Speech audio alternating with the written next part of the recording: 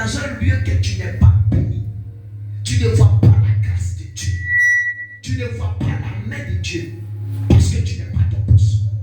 Parce que chaque poste détient un nom. Amen.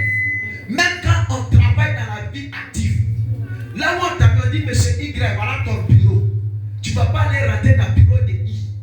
Parce que toi, ton poste, c'est là où on t'a mis. Mais si tu n'es pas à ton poste, et que la parole vient pour pouvoir te transformer, pour pouvoir changer ta vie. Parce que chaque bénédiction qu'on libère, elle va vers la personne à qui la bénédiction l'appartient. Mais la bénédiction vient.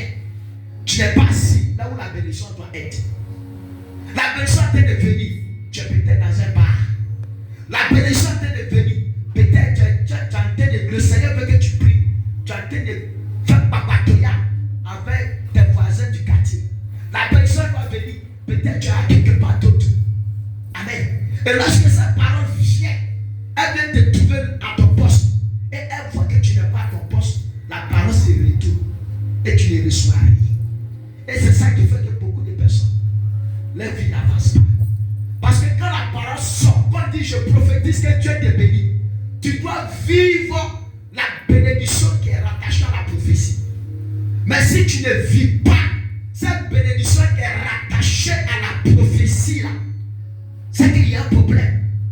C'est pour ça qu'Habakkuk, lorsque l'ange venait visiter Habakkuk, pour voir ce qu'il a quitté son poste, Habakkuk dit toujours, je suis resté fidèle à mon poste. C'est pour ça qu'il a écrit le verset 2. Le verset 2 dit quoi? Le verset 2. Il convoite des... Faut bien lire ce qu'il écrit. Habakkuk 2, verset 2. Attendez, lire autre chose. Oui, vas-y.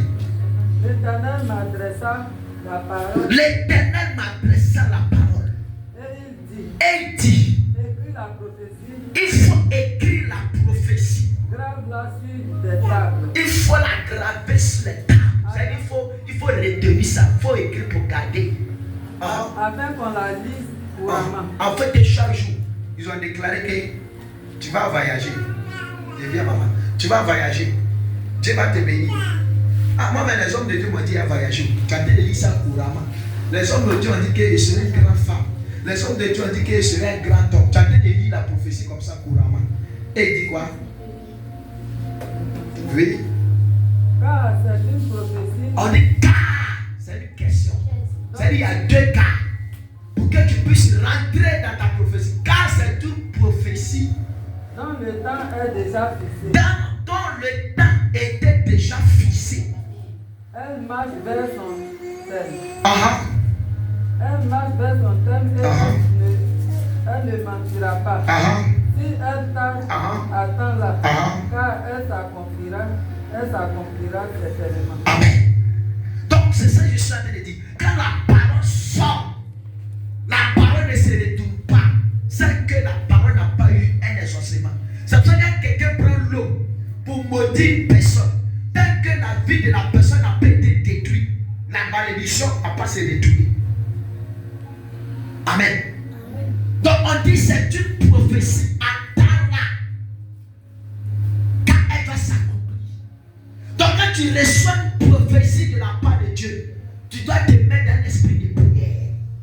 Quand on dit Dieu va te bénir, dans la même manière on dit Dieu va te bénir. C'est de cette même manière, Dieu aussi va susciter des ennemis pour t'attaquer, pour te combattre, pour voir est-ce que tu étais déjà à ton poste.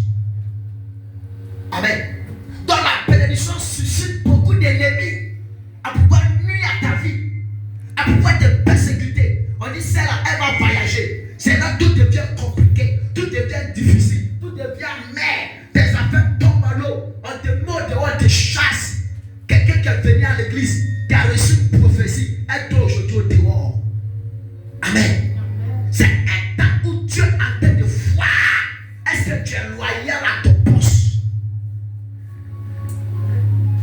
Est-ce que je peux résumer quelqu'un? Parce que si tu n'es pas loyal à ton poste, quand tu es loyal à son poste, ce n'est pas forcément travailler, être dans un département. Est-ce que ta vie chrétienne là est conforme à la parole de Dieu? Est-ce que tu marches sur la parole de Dieu?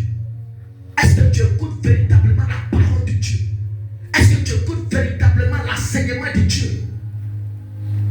Amen. C'est quand tu écoutes ça que Dieu change ta situation. C'est quand tu écoutes ça que tu pries, le Seigneur t'attend. Mais tu n'es pas à ton poste. Il y a des gens, Dieu veut les bénir. On les voit passer avec les gars. Ils sont avec le go. Ils sont dans les tout coloris. Dans ton entourage, tu ne parles pas avec les gens. Ça t'éloigne, ça te désoriente à quitter ton poste. Parce que cela met un blocage à la parole qu'elle soit dite pour venir changer ta vie. Amen. La bénédiction, on ne bénit pas quelqu'un parce qu'il faut le bénir. Ce n'est pas quelque chose qu'on prononce comme ça. C'est quelque chose qui est rempli de grâce, qui est rempli d'abondance, qui est rempli de succès. Et voici ce que l'ennemi fait. Ecclésiaste 10, verset 4. On va lire Ecclésiaste 10, verset 4. Une autre personne prépare 1 Timothée 12, 1 Timothée 4, verset 12 à 15. Et on va s'arrêter là. Ecclésiaste 10, verset 4. Sois à ton poste pour que la grâce de Dieu puisse transformer ta vie. Je vais vous raconter quelque chose ici. Avant ceux qui étaient là, avant que vous n'étiez pas encore venus. Parce que l'église c'est comme ça. Ce groupe-là, vous allez voir. Ça va arriver des temps, Dieu va vous enlever. Et puis Dieu va envoyer d'autres personnes. Ceux qui étaient là dans le début, ils ne sont plus là. Il n'y a même pas, bon, à part la maman, elle, nous les anciens, elle, ma femme, personne. Elle, ma fille bénédite. Amen. C'est comme ça que Dieu fait. Dieu trie. Ce groupe. Tu as dit non, il ne va jamais quitter. Attends. Quand le temps va arriver, ce n'est pas toi qui as dit, tu quittes. Bon, imagine que tu as déclaré pour aller à Cocody. Tu as décidé d'aller faire l'église. Hein? Tu as décidé d'aller à Cocody pour venir faire culte ici. C'est que tu as cœur. Amen. C'est que vraiment la parole de Dieu t'a transformé vraiment. C'est comme ça que tu fais. Donc un jour j'étais ici, j'ai fini le culte. Et je suis rentré à la maison. Et on dit il y a un monsieur qui est venu demander après moi que Dieu l'a mis à cœur de me bénir. Cherchez le verset pour que là si on finit on attaque le verset. Dieu lui a mis à cœur Ecclésiaste 10 verset 4 avec 1 Timothée 4, 12, 15. Là si on finit net, on gagne le tableau et vient. Donc que Dieu l'a mis à cœur de me bénir. Maintenant, cette dernière qui était là, elle dit, ah, papa vient de rentrer. Ça fait pas longtemps, je vais aller l'appeler. Il est tout près ici. La personne dit, ce n'est pas la peine. Qui va revenir?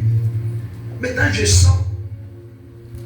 Cette soeur me dit, ah, il y a quelqu'un qui tenait quelque chose en main, qui est venu te voir. Il dit, Dieu l'a dit, Dieu l'a mis à cœur de venir te bénir. Mais tu n'étais pas là. Il dit, allez t'appeler. Il dit, non, ce n'est pas la peine. Qui va revenir une prochaine fois.